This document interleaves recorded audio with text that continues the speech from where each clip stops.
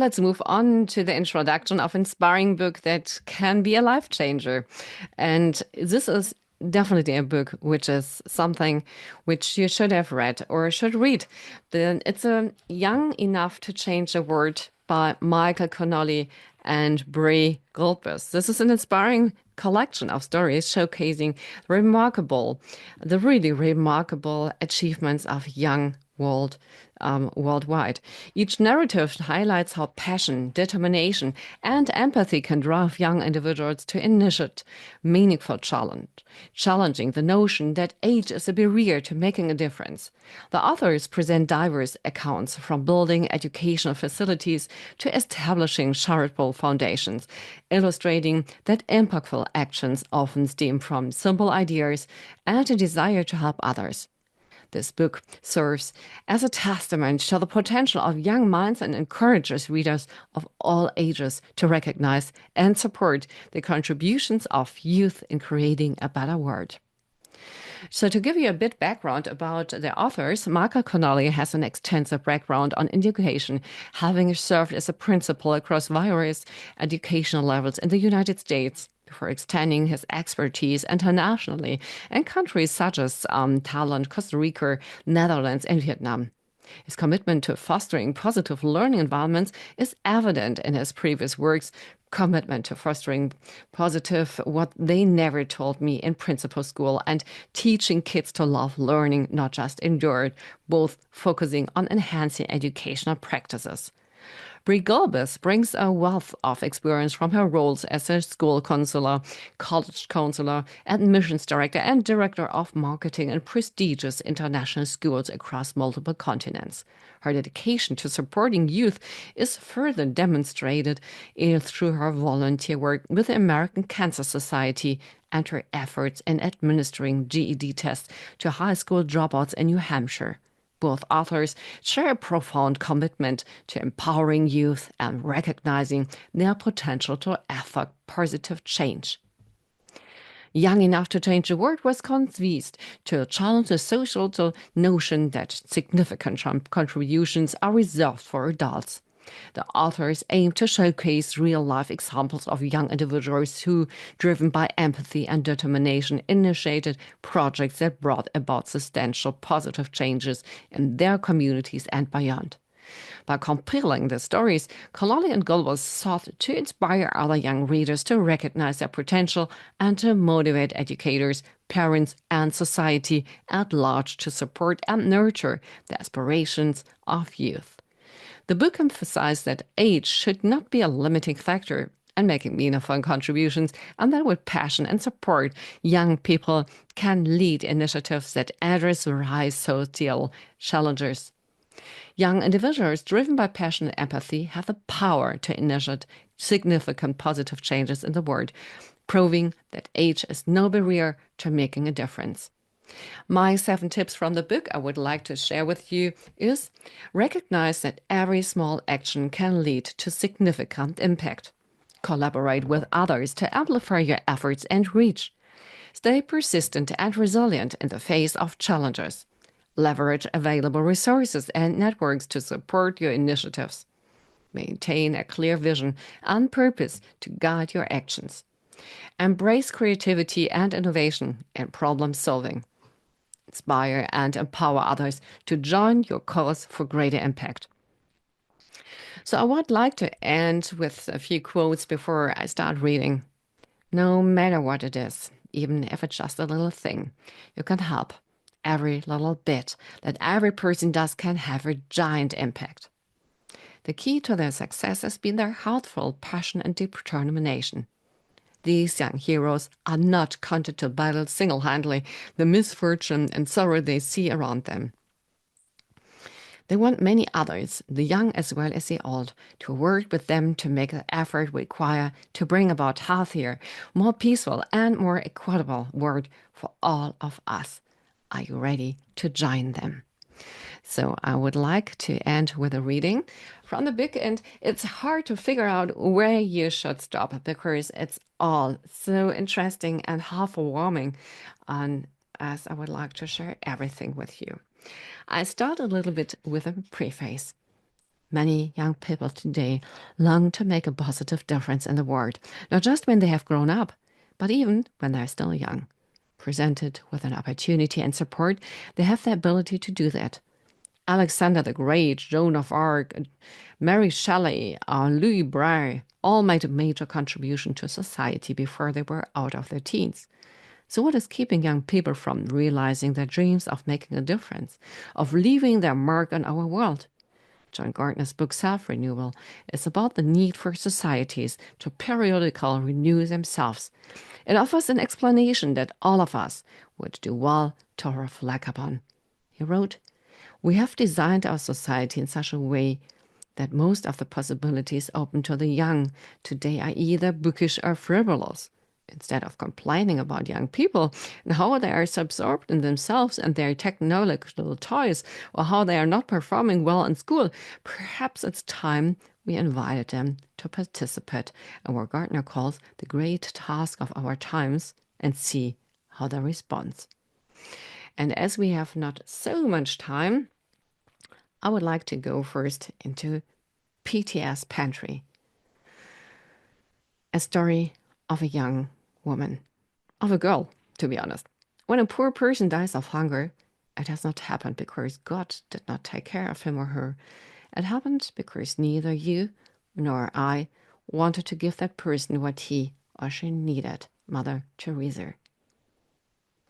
Peyton Jones was, by all accounts, a typical 9-year-old when we first spoke to her in June 2011. She was attending grade 5 at Poland South Elementary School in Topeka, Kansas. Her favorite subjects were physical education and math. She liked to fish, catch and release, to play in the yard on the swings with her siblings and friends, and she liked to watch cartoons. During the summer, she took swimming and tennis lessons, as well as visited the library to get new reading material. Sometimes she could been seen climbing in the family car to go shopping with her parents, another activity that she found enjoyable. But in one respect, Peyton was not at all typical. She was and is remarkable for what she has accomplished. It was one such shopping excursion when she was 7 that Peyton experienced a turning point in her life. She has a depth of kindness that is unequaled in most youngsters her age and even in many who are older. But more than just having a big heart, Peyton is driven by her compassion to perform acts of charity and service. It is this drive that was engaged while shopping with her parents that day. Waiting at the front of the store with her father while her mother finished paying for groceries, Peyton played a little game of observing what was happening around her. She noticed a mother and her daughter began the checkout process. It wasn't the individuals themselves or what they purchased or how much they purchased that held Peyton's attention. What interested her was that when they had finished shopping and everything was rung up, all of a sudden the mother began to hand several of the items on the checkout counter back to the cashier. This, as Peyton knew, was not how things are done at the supermarket. She could not imagine what the woman was doing. She did not say anything to her dad at the moment, but that evening it was Dad's turn to put her to bed. While preparing to say her prayers, Peyton asked her father what that woman at the store was giving things back to the cashier in the store. Her father explained to his daughter that the woman did not have enough money to pay for all of the items that she had planned to buy. A discussion followed about why some people have enough money to purchase what they need, while others do not. It was a discussion that most 7-year-olds would not be interested in having, never mind initiating. Peyton's young mind began to wonder about the little girl who would not get to enjoy the food that her mother had planned to buy that day. At that very moment, Peyton's mission began to shape. I wanted, she told us, to help people who couldn't afford a lot of things. And so she conceived an idea to help those who could not afford even the basic necessities of life. The concept was easy. Let everybody in her neighborhood know that she was going to collect both food items and money as donations to help those in need. Thus began PG's Pantry, as Peyton likes to call it. You might wonder how Peyton, at 7, was even aware of food pantries. The answer is quite simple. She watched her parents regularly making donations to food drives at various locations around town.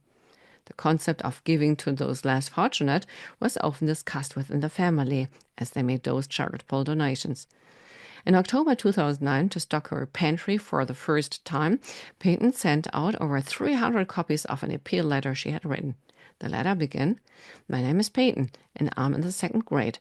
I'm collecting cans of food for people who don't have enough to eat this winter." It then went on to explain what prompted her decision to collect food and that she and her dad would be coming around to collect donations. She walked around her community, delivering the letters to her neighbors and friends. A few days later, accompanied by her father, she went around the neighborhood again, pulling a little red wagon to collect contributions. She managed to gather over 400 food items, along with some money during her first few collection weekends. While at first a bit apprehensive about how many people might respond to her letter, Peyton quickly discovered how generous her neighbors were. All but one person made a donation, she remembers. So how many cans of or boxes of food can someone put into a red radio flyer wagon? The answer is not enough. Several weekends and dozens of trips throughout the neighborhood. We required to transport all of the food items back to the family garage where they were stored for the short term and from where they were transported to the Topeka rescue mission. Peyton was especially grateful to her parents, who assisted with the heavy lifting when the wagon got full. We all know how short the attention span of a 7-year-old can be, but no so with this little girl. After the first year of PG's pantry, a routine evolved. Peyton began to set aside the autumn for PG's Pantries collection. 2 years later, in October 2011, Peyton delivered more letters and collected over 1,100 items for her pantry. The following year, over 1,500 received as Peyton enlisted the assistance of her sister and 2 cousins. Now that she had the extra help, she hoped to double her bounty every year. She was about making plans to get initial community support from local stores in her area during her nearly yearly collection. That was an expectation that would soon be reached and then exceeded. In 2013, Peyton collected over 6,600 food items for her pantry since her father's business and local stores began to enthusiastically support her work. In 2014, it was over 8,000 items. When complimented on all that she has accomplished, Peyton is quick to point out that anyone can do it. All they need is determination and a real commitment. Her advice to others is quite simple. Go ahead and just do it. You can make a big difference in how many young people are getting fed and clothes.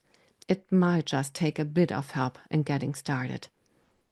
Even with the commitment that she has made and all that she has done over the past several years, Peyton still says that she feels she can do more to help people.